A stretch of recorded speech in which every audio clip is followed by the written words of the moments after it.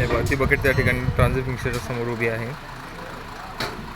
वरून tower crane connected आहे आणि त्यात कॉन्क्रीट फिल करत आहेत. बघा आवाज येतो आहे. कॉन्क्रीट फिल करून झाल्यानंतर फुल झाल्यानंतर ती बकेट पुन्हा या कॉलमवर आणण्यात येईल. तेव्हा कॉन्क्रीट पडण्याचा दिसतंय तुम्हाला, पडतंय कॉन्क्रीट. हे बघा ही थोडी टाईम कन्झ्युमिंग प्रोसेस आहे ॲज कम्पेअर टू पंप, कारण कॉन्क्रीट ट्रॅव्हलिंगसाठी थोडासा वेळ जातो. त्याच्यामध्ये 3 मेथड आहेत कॉन्क्रीटिंगच्या. Concrete by using pump, concrete by using bucket, tower crane आणि एक लोकल मेथड आहे सुपडा मेथड. म्हणजे हा पत्रा लावला जातो. तो पत्रा खाली दिसतो आहे तो कॉन्क्रीटच्या फुटिंगपर्यंत लावला जातो. आता ही फुटिंग जी दिसते आहे ही ती सुपडा पद्धतीनेच फिल केली आहे. आता बकेट उचलण्यात येईल. बघा बकेट उचलली जाते. हे बघा कॉन्क्रीट फिल केलं, बकेट उचलली जाते. हे बघा अशा पद्धतीने कॉन्क्रीट कॉलमचं किंवा स्लॅबचं आपण बकेटने करू शकतो. हे दिसते. आता ही बकेट इथे बकेट या ठिकाणी येईल. हे दोन भरायचे लेबर्स उभे आहेत, तिघही. ते तिला एम्प्टी करतील.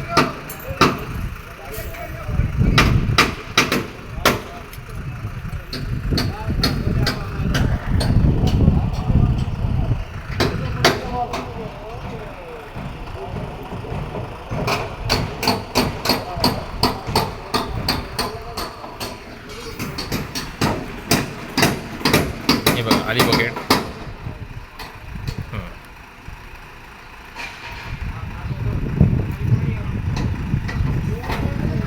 ट्रॅव्हलिंग टाईम थोडा जास्त जातो याच्यामध्ये ॲज कम्पेअर टू पंप.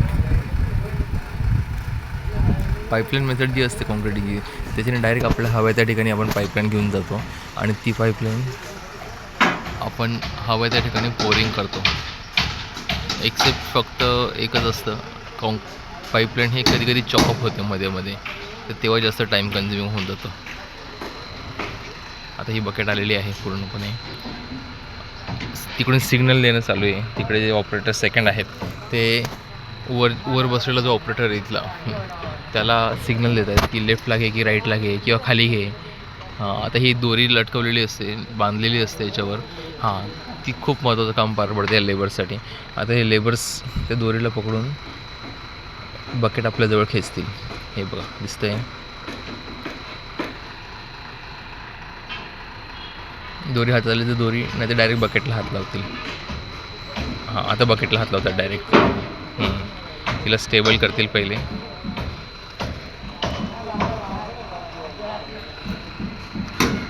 त्याला कॉलमच्या जवळ खेचलं त्या व्हील्सने. आता ते ओपन करतील. आता बघा याने दोरी खेचली इकडे बकेटला आपल्याजवळ पकडून ठेवण्यासाठी, कारण बकेट हिचं वजन खूप जास्त असतं त्यामुळे ती मूव्ह होत राहते. वर एकाच ठिकाणी बांधलेली असते म्हणून ती कंटिन्युअसली मूव्ह होत राहते. त्यासाठी एकाने दोरी पकडून ठेवली जेणेकरून बकेट दुसरीकडे जाऊ नये. आता ते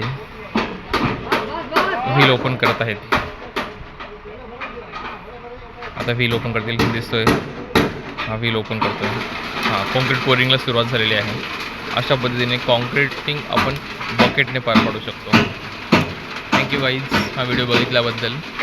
आणखी तुम्हाला काही कमेंट्स असतील, आणखी कोणते टॉपिक जे तुम्हाला हवेत मी घ्यावेत असे ते तुम्ही मला कमेंट बॉक्समध्ये सांगू शकता. थँक्यू.